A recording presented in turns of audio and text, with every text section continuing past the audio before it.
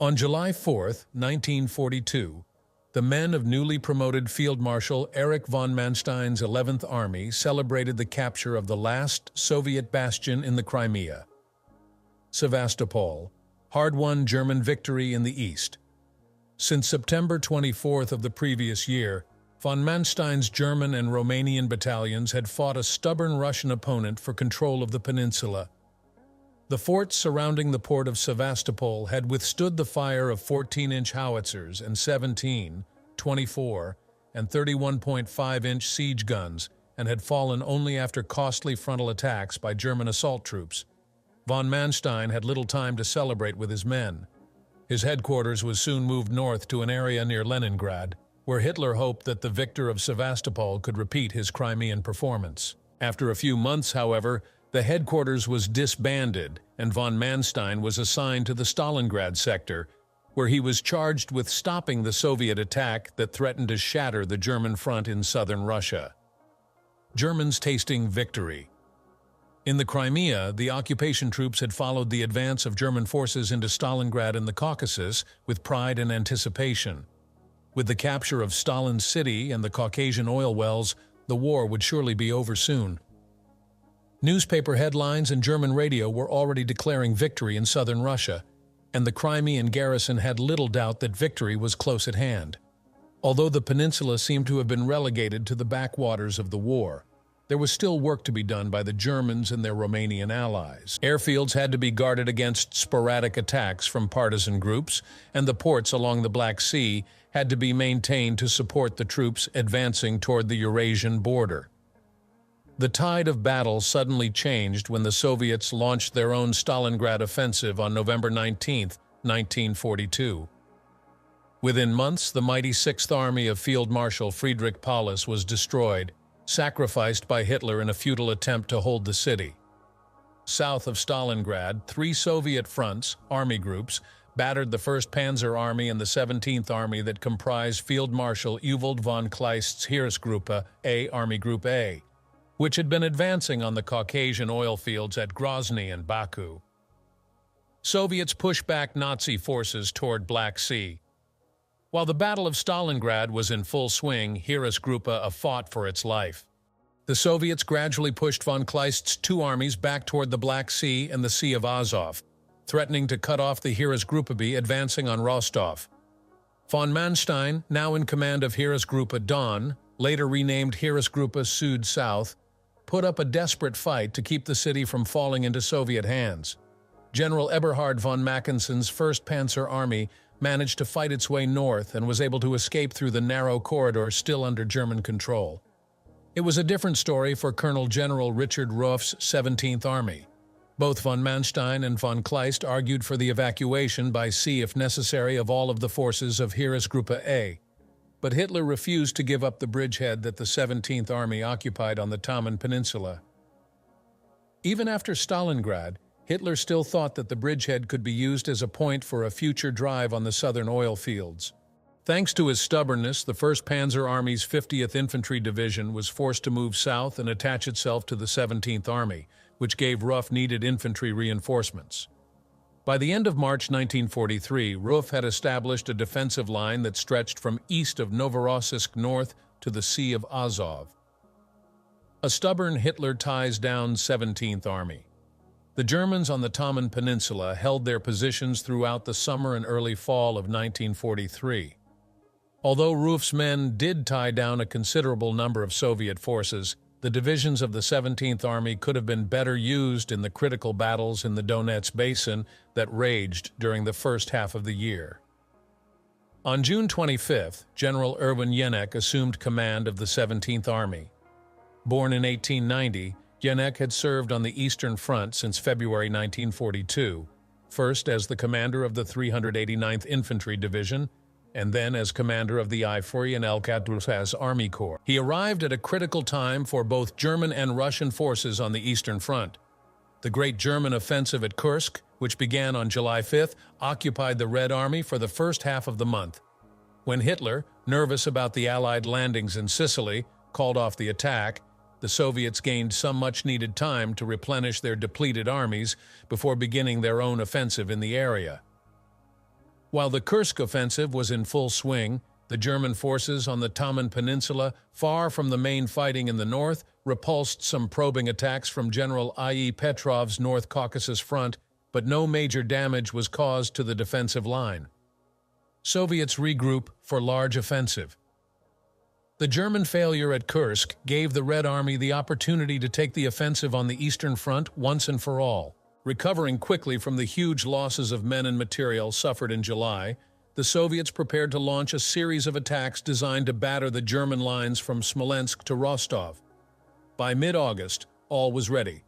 The offensive began in the last week of August with a series of staggered attacks across the front. The German high command was kept off balance as Russian forces struck toward Smolensk and Bryansk in the north, Kiev in the center, and Dnepropetrovsk and Kherson in the south. While Jaineke's 17th Army sat impotently in the Taman, General R.I. Malinovsky's southwest front struck the 1st Panzer Army near Izium, while General F.E. Tolbukin's south front hit the newly reconstituted 6th Army, commanded by Colonel General Karl Hollet along the Mius River. Within days, calls for reinforcements were coming in from all sectors of the front, but there were few to be had. Appeal for more divisions and more empty promises. From Hitler. On August 25th, an aircraft carrying the operations officers of the 6th Army and the 1st Panzer Army arrived at von Manstein's Heeresgruppe Süd headquarters to present a proposed withdrawal of German forces to new lines farther to the west. In turn, von Manstein went to Hitler's headquarters at Vinnytsia and bluntly told the Führer that the Donets Basin could not be held unless reinforcements totaling at least 12 divisions were immediately sent to the Heeresgruppe. Hitler said that he would find the divisions, but von Manstein had heard those empty promises before. When the Soviet Second Guards Mechanized Corps broke through the lines of the 6th Army on August 31st, von Manstein ordered a general withdrawal of the 6th Army to new lines that had been established in the west. That evening, Hitler sent word that he would give von Manstein freedom to withdraw his entire Heeresgruppe, provided that the situation absolutely demands it and there is no possible alternative. Logically, the next offensive stand in the south could be made only at the Dnieper River. Hitler, however, refused to allow a withdrawal of that magnitude, citing severe political and economic repercussions if the entire Donets Basin was lost. Because of his stubbornness, the Germans faced Malinovsky and Tolbukin in a poor defensive position east of the Dnieper, and were forced to fight a war of attrition that they could not possibly win. Withdrawal of 17th. Finally approved. On the Taman Peninsula, the 17th Army finally was given permission to begin its own withdrawal. There was now no hope of using the Taman as a springboard to the Caucasian oil fields, so Jaineke was ordered to start ferrying his men across the Kerch Straits to the relative safety of the Crimea. Although Petrov's North Caucasus Front, soon to be reformed as the Independent Coastal Army, attempted to interfere with the evacuation, the move was completed by the first week of October. Meanwhile, the Soviet offensive to the north gathered steam. By the end of September, Tolbukin's 4th Ukrainian Front had reached the outskirts of Melitopol, about 100 miles northeast of the Perekop Isthmus, the gateway to the Crimea. Soviet armies were also within reach of Dnepropetrovsk, Kiev, Gomel, and Vitebsk, and had already liberated Smolensk. With the 17th Army released from the senseless occupation of the Taman Peninsula, von Manstein now had a fairly potent pool of reserves. He asked Hitler for use of most of Jaineke's divisions to shore up the front, but his request was steadfastly refused. The 17th Army would stay where it was to prevent the fall of the Crimea, Hitler's Crimean obsession. Since the opening stages of the Russo-German conflict, Hitler had been obsessed with the Crimea. The Romanian oil fields, on which the Wehrmacht depended to fuel its divisions, were within range of Crimean air bases. Hitler often referred to the Crimea as an unsinkable aircraft carrier, and once it was in his hands, he would not let it go. Once it was clear that the 17th Army was not going anywhere, Jaineke put his men to work. The Crimea presented formidable obstacles to an invader, as was borne out in the German conquest of 1941 to 1942. An attack from the mainland had 3 possible avenues of advance. The Perekop Isthmus, only 4 to 5 miles wide, was the most likely approach. It still contained Soviet defensive works that had been overrun in 1941, and Janica wasted little time in sending engineering units to make them battle-worthy again, relying on past experience for defense of Crimea. The other two routes crossed a saline marsh east of Perekop known as the Sivash. Neither had been particularly useful during the 1941 German advance, and Janica doubted that they would be of much use to the Soviets. Even so, the German general sent construction units to erect barricades and strongpoints in the area. The old Soviet forts that had been destroyed during the siege of Sevastopol had lain deserted for more than a year, but Janica also saw to it that work began on repairing those structures. On the mainland, things became progressively worse for the Germans. By mid-October, the Soviets had occupied virtually all of the Donetsk basin. This gave them an economic boost with the grain and cattle that were recovered in the area. It also gave the Red Army a new source of replacements for its depleted divisions. Soviets conscript new fodder. As soon as a town or city was reoccupied, the civilian men were immediately given a uniform and a rifle and were sent to the front, where they were expected to quickly master the art of war or die. This method of conscription replaced tens of thousands of casualties that had been suffered in the previous fighting. With that extra force, the Red Army was able to push the Germans west across the Dnieper River. The Dnieper, the second largest river in the Soviet Union, offered one of the best natural defensive positions in European Russia, especially for a defender dug in on the western bank, which was higher than the eastern bank. If the western bank had been adequately fortified, as von Manstein had suggested, the river would have presented a formidable barrier for the attacking Soviets. Fortunately for Malinovsky and Tolbukin, Hitler had refused to fortify the area, stating that a strong defensive line in the rear would only give his soldiers a reason not to fight for every inch of the Donetsk basin. This peculiar logic spelled disaster for the German forces in southern Russia, just as it would for other German armies all along the Eastern Front. Soviet generals prepare four-front assault. During the first week of October, while Soviet forces were regrouping for an assault across the Dnieper, Malinovsky's southwest front and Tolbukin's south front became the third and fourth Ukrainian fronts. With replacements and equipment, the two generals were almost ready to resume their offensive.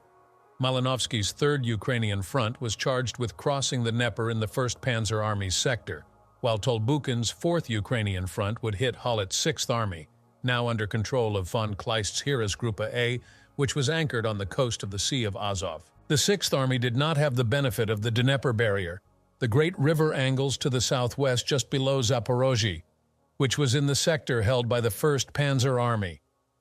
To keep the front straight and to protect the Crimea, Hollett was forced to hold an area that was nothing more than a desolate steppe with little in the way of cover or natural defenses. The storm broke on October 9th, when more than 400 Soviet artillery batteries brought a rain of deadly steel down upon Hollett's 6th Army.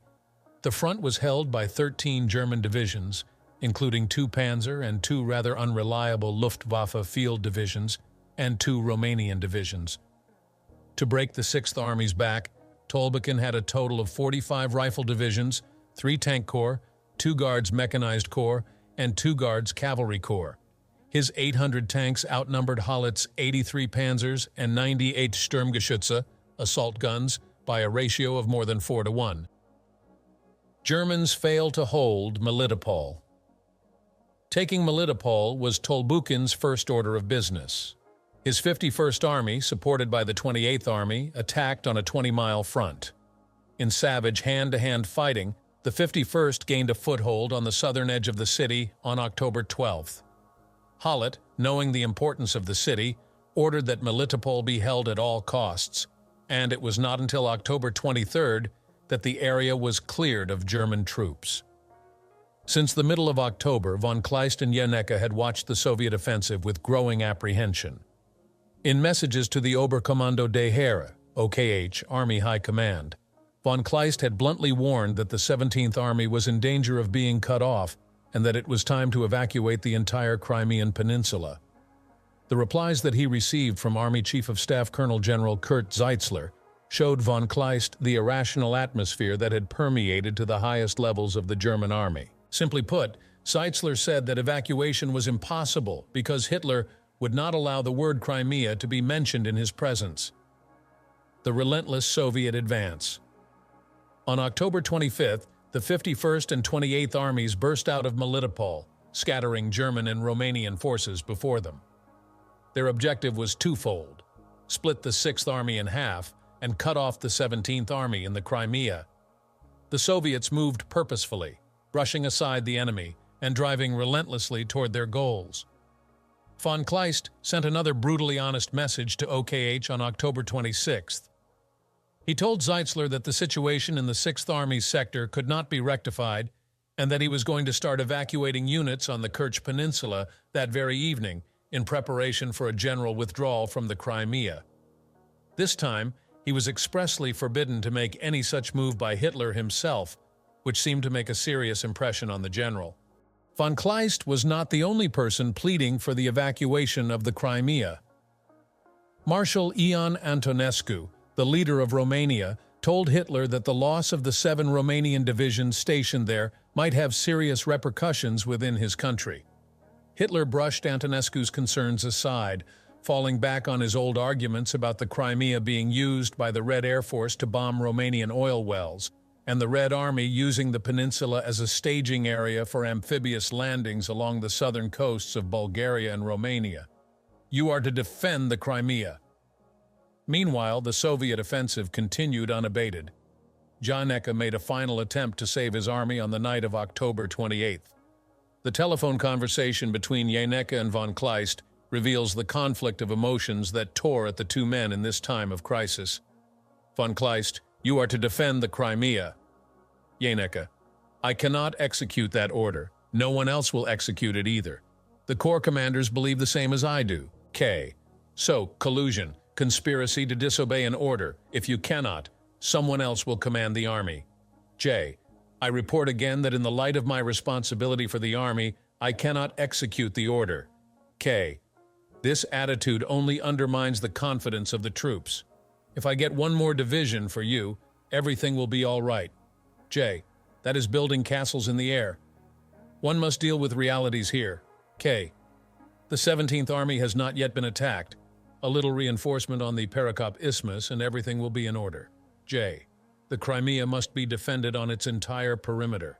If the Russians attack, the catastrophe is at hand. I must recall once more the example of General Feldmarschall Paulus at Stalingrad. K. The details of events there are not known. If the commanding general, 17th Armée, does not execute the order to defend the Crimea, he will break every rule of soldierly deportment. Will you execute the order or not? Too late for the 17th Army, Dnieper then asked for time to think about what von Kleist had said. After considering the options, especially of turning over his army to someone who was not fully aware of his troop dispositions and their strengths and weaknesses, Dnieper gave in. He would try to defend the Crimea as best he could, but in any case it was already too late for the 17th Army. By the end of the month, Tolbuchin's armies had already achieved their objective. The Crimea was now cut off from the German forces on the mainland.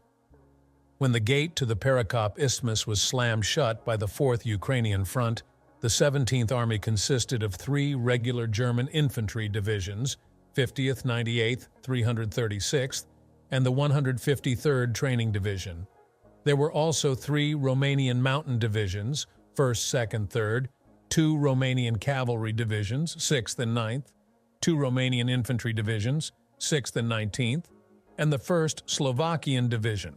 The mix of divisions would change somewhat during the next few months, but it would always be an army dominated by Romanian divisions. Stark-class divisions. Within Romanian army, there was no doubt that the Romanian soldier was a brave fighter, as was shown during the 1942 conquest of the Crimea. The problem lay in leadership, class distinction, and equipment. Many of the officers, some of whom performed very well, came from nobility, while most of the soldiers were peasants or workers from the cities.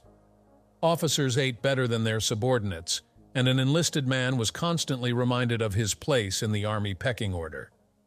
Rifles and machine guns were outdated, and most artillery units were based around the 75 mm gun or howitzer, although some units had a few 100 mm and 105 mm weapons.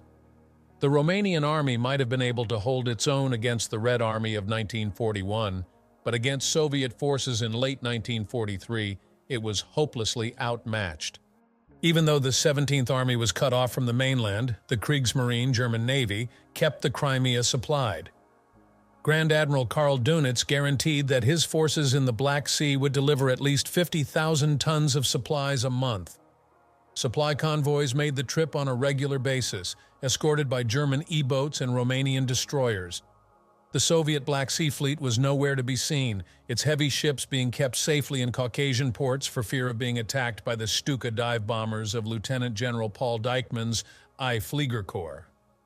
Without control of the air over the Crimea, the Soviets were virtually helpless in interdicting the naval lifeline of the 17th Army. Resupplied German Army manages to hold on. As the war on the mainland moved steadily westward, Tolbukin was forced to leave two armies to keep the Crimea sealed. Another Soviet army was also stationed on the Taman Peninsula. In November, the Soviets attacked German and Romanian positions at Pericop, while the army in the Taman made a sea landing in the Kerch area. Although advances were made in the Sivash and a beachhead was established in the Kerch area, both penetrations were sealed off by Janeka's divisions. Supplies continued to arrive from the port of Odessa and, to a lesser extent, from the Romanian port of Constanta, and the Luftwaffe was able to bring in reinforcements and evacuate the wounded by using the huge six-engined Me-323 Gigant transport planes. These aircraft could carry 80 troops or 39,600 pounds of supplies. For the time being, the Crimea would remain safely in German hands. False security overcomes 17th Army. While the rest of Heeresgruppe fought for its life during the winter of 1943, the men of the 17th Army were, for the most part, left in peace. A sense of false security gradually spread through the ranks, and the rebuilding of destroyed Soviet fortifications slowed to a crawl as engineer units were ordered to other duties. The men of the infantry divisions found themselves with little to do except combat the boredom of their daily routines. At Janeka's headquarters, various plans were worked out for the evacuation order that must surely come, but the malaise that affected the junior officers and men was already spreading to higher headquarters as weeks of inactivity turned to months. The Luftwaffe and Kriegsmarine were both active in ferrying supplies and keeping the Black Sea Fleet bottled up, but for the Army, there was little to do but wait. In January and February 1944, the Soviets launched a major offensive against the 6th Army at Nikopol and Kryvyi Rog. After these successful operations, Malinovsky's 3rd Ukrainian Front continued to hammer the 6th Army, taking Kherson and forcing Hollett's men back to a line on the Bug River. The Bug position did not last long, and by the end of March, Soviet forces were already crossing the river and heading for Odessa. A furious Hitler begins sacking generals. On Eastern Front, Hollett was ordered to hold the city at all costs. The remnants of a few battered German and Romanian divisions attempted to form a ring around the city, but the Soviets were already knocking at the door. Hitler, furious about the collapse in southern Russia, had already sacked von Manstein on March 30th. Von Kleist went the following day, replaced by Colonel General Ferdinand Schörner. Hitler also renamed Heeresgruppen Südende, changing them to Heeresgruppen Nordukraine and Südukraine. Hollett was the next to go, replaced for reasons of health during the first week of April by General Maximilian de Angelis. Janeka had escaped Hitler's wrath for the moment. Thanks to a steady flow of supplies and reinforcements, his 17th Army now had 5 German infantry divisions, 50th, 73rd, 98th, 111th, and 336th, and 2 assault gun brigades in addition to the 7 Romanian divisions that were still on the peninsula. On April 7th, Schörner paid a visit to the Crimea, inspecting Janeka's defenses and declaring that the peninsula could be held for a long time, before flying off to his own headquarters. That same afternoon, the Soviets attacked. Soviets unleash on Germans and Romanian divisions. General Y.G. Kreiser's 51st Army hit the 10th Romanian Infantry Division in several areas, probing for weak points in the front facing the Sevastopol. Brigadier General Constantine Testiorients's men barely held on to their positions during the night. The following morning, the full weight of the 51st Army fell upon the terrified Romanians and their German neighbors. The Perekop Isthmus was held by General Rudolf Conrad's IL Mountain Corps, 50th, 111th, and 336th Infantry Divisions, 10th and 19th Romanian Infantry Divisions, and the 9th Romanian Cavalry Division. At about 9 a.m. on April 8th, Conrad's line was rocked by a heavy artillery barrage. Immediately following the bombardment, Kreiser's the 3 Corps, 1st Guards Rifle, 10th and 63rd Rifle, stormed the German and Romanian positions. At the same time, General G.F. Zakharov's 2nd Guards Army, 13th Guards Rifle Corps, 54th and 55th Rifle Corps, hit Conrad's Perekop positions. The two armies had a combined total of 278,000 men, supported by 347 tanks and 1,785 guns and mortars. German and Romanian defenses were anchored in a position known as the Tartar Ditch, but the area was no longer tenable due to the overwhelming Soviet superiority. Conrad received the code word Adler Eagle late on the night of April 9th, ordering him to withdraw. The general immediately began pulling his battered divisions out of the line and started a headlong retreat toward the Gneisenau line, which was a blocking position that arced around the city of Simferopol and covered the main roads to Sevastopol. An overdue message to retreat. At the Kerch bridgehead, the Independent Coastal Army, formerly the North Caucasus Front, under General A.I. Yeremenko, had also started probing attacks.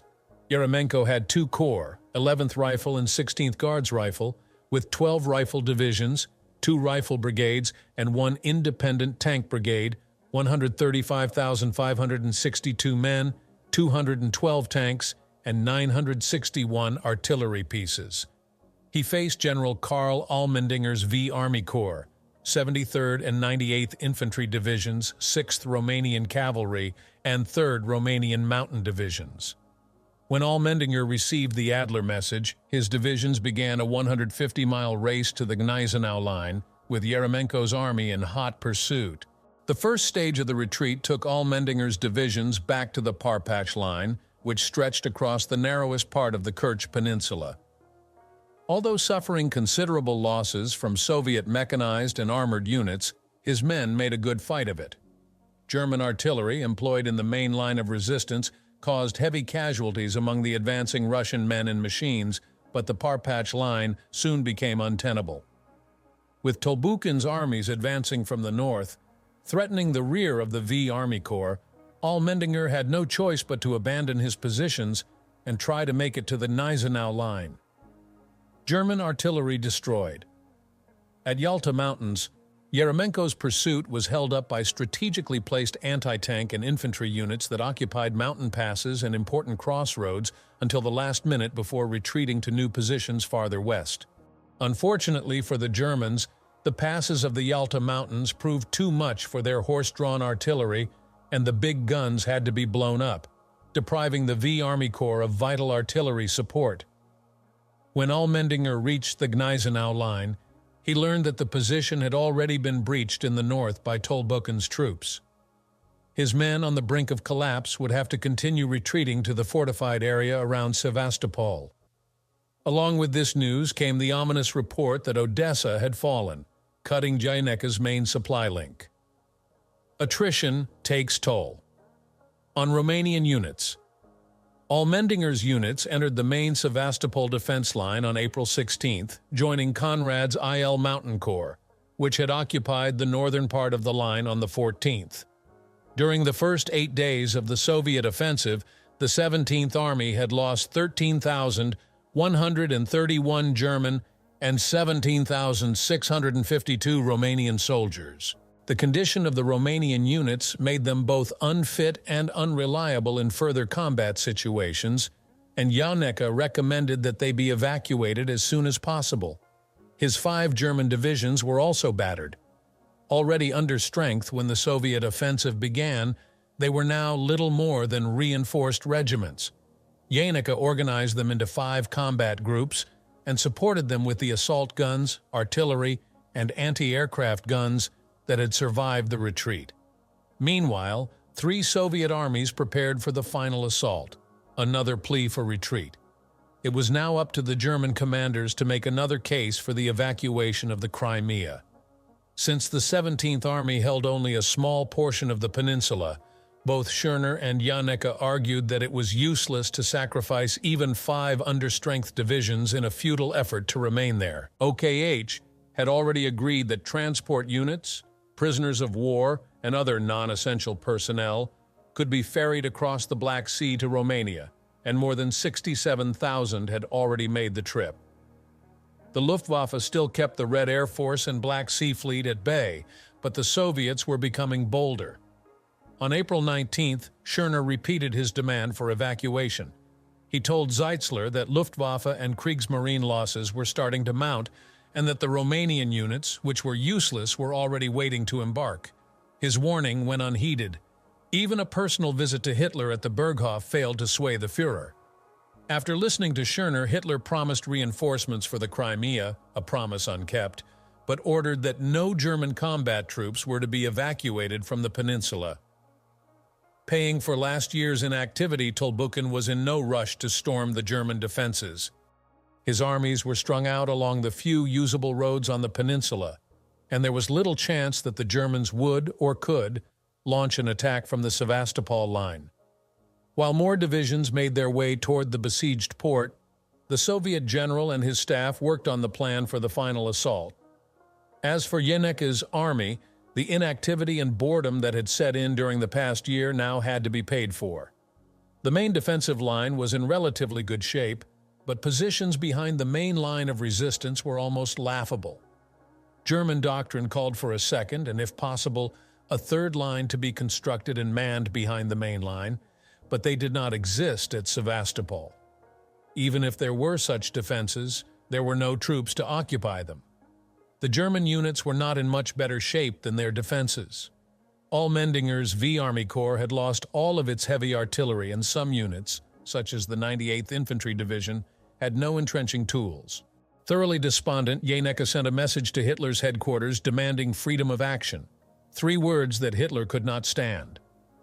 It was the last straw for the Führer. More changes. In German command. In the final days of April, Jaenicke was relieved, replaced by Allmendinger. Allmendinger's replacement was Lieutenant General Friedrich Wilhelm Müller. Conrad soon followed, replaced by the one-armed, one-legged General Walter Hartmann, who wore the coveted oak leaves to the Knight's Cross. Changes in command, however, did little to affect the overall situation.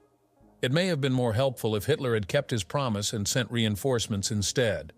By the beginning of May, after receiving replacements and reinforcements, Tolbukin was ready. The independent Coastal Army had also been placed under his command, and the Soviet general now had about 470,000 men, 600 tanks, and 6,000 guns and mortars to assault the Sevastopol fortified area. The attack would be 2-pronged, with the 2nd Guards Army mounting a feint assault on the northern perimeter, and the 51st Army, assisted by the independent Coastal Army, striking the main blow in the east and southeast. At 9:30 a.m. on May 5th, Tolbukin began the attack with a massive artillery bombardment. About 300 guns and mortars were used to blast each kilometer of the German front. While the 2nd Guards Army kept German forces in the north pinned down, Kreiser's 51st Army launched an attack against enemy positions in the Sepun Hills. Red Air Force comes out of hiding. The 63rd Rifle Corps spearheaded the attack, supported by the 1st Guards Rifle Corps. As soon as the 2 corps punched a hole in the German line, the breach was to be exploited by the 10th Rifle Corps. The Red Air Force now made an appearance in force, strafing and bombing German positions and successfully challenging an overstretched Luftwaffe for temporary air superiority over the Crimea. Allmendinger ordered his men to hold their ground, but it was asking too much for the battered troops. By 6 p.m., the Germans had sustained about 5,000 casualties, and the line was threatening to crack in several places. On the Soviet side, Tolbukin pressed his commanders to keep up the attack throughout the night, hoping for a decisive breakthrough. Heavy fighting continued throughout the 7th, with German forces desperately trying to hang on to the all-important Sapun Hills, the gateway to Sevastopol from the south. It was no use. On May 8th, the 63rd Rifle Corps succeeded in dislodging the last German defenders. The 10th Rifle Corps then moved forward, splitting the enemy line wide open and driving towards Sevastopol. A German counterattack failed to stop the Soviet exploitation. Schörner, knowing that all was lost, sent another signal to Hitler's headquarters. Request evacuation, since further defense of Sevastopol no longer possible. Hitler finally relents. Finally, in the early hours of May 9th, Hitler agreed. Allmendinger immediately began the evacuation of Sevastopol, which was under heavy artillery fire, and retreated to his last bastion, Cape Kherson, on the southwest tip of the peninsula. By 4 p.m., the last German units had left Sevastopol, and Soviet forces began a cautious move into the city. The German fortifications around Cape Kherson were considerably better than previous positions. Deep trenches and concrete strongpoints gave the troops a sense of safety that had been lacking in other areas of the Crimea. The narrow front also hindered the mass divisional attacks by the Soviets, who could concentrate only a few units for each assault. On May 10th, the Soviets attacked German positions 7 times without success. Artillery fire pounded the remnants of the 17th Army without mercy, but the strong fortifications held up under the heavy bombardment. German troops ordered to fall back to coast May 11th saw renewed Soviet attacks.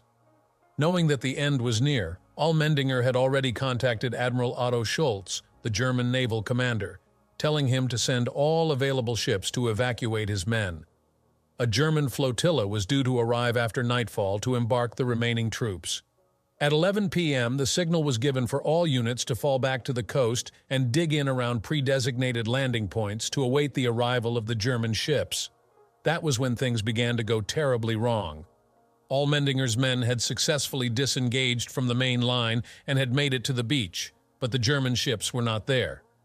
Schultz had indeed arrived with his flotilla, but the radio channel that he had planned to use to guide individual ships to their loading points was being jammed. The frustrated admiral then ordered a signal sent on another channel to all ships, ordering them to gather near the mouth of Kamyshavaya Bay, just off Cape Kherson, so that they could be piloted to the embarkation points. That message, too, was lost in the airwaves. Evacuation blinded and made deaf to compound matters. Smoke drums, which were set around installations in case of air attacks, were set off by the Soviet artillery pounding the area. Others were purposely set ablaze by German units to give them more cover while they were waiting to embark. The result was a massive smoke screen that obscured docks and landing areas, making it next to impossible for the German ships to see their designated destinations. Many of the more intrepid German skippers made it to shore despite the difficulties. Ferries, motor torpedo boats, and some transport ships groped their way through the dense smoke to find Allmendinger's troops and bring them to safety. In all, 31,708 of the remaining men eventually made their way safely back to Romania. In some places, however, luck was against the Germans. Major General Erich Gruner's 111th Infantry Division, which had arrived in the Crimea only 2 months earlier, did not have one major ship make it to the division's embarkation point. As dawn broke on May 12th, most of the division was still on shore, an inviting target for the Soviets. German division meets Soviet wrath. Furious that so many Germans had gotten away, the Soviets attacked the near-helpless division with tanks and infantry. When Gruner fell victim to a Russian tank shell, resistance soon ceased. Eyewitness accounts speak of German officers and Russian auxiliaries being lined up and shot after the division had surrendered, a bitter end to Hitler's Crimean venture. Since the Soviet offensive began in April, 31,700 Germans and 25,800 Romanians had been killed or wounded. Another 20,000 were missing in action, and several thousand more were captured. The Soviets put their losses of killed and wounded at 84,331.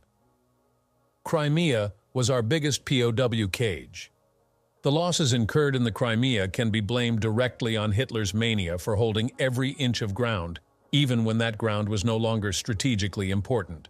Soviet troops had long ago passed the peninsula as they pushed steadily westward, and even Soviet intelligence officers were surprised and somewhat amused at how the 17th Army had been used. One Soviet officer interrogating a German officer who had been captured during the fighting made this observation. "We were in no hurry to take the Crimea. After all, it was our biggest POW cage. The Germans were virtually prisoners on the peninsula since November 1943.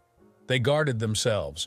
They supplied themselves. They went on leave and even returned by their own account.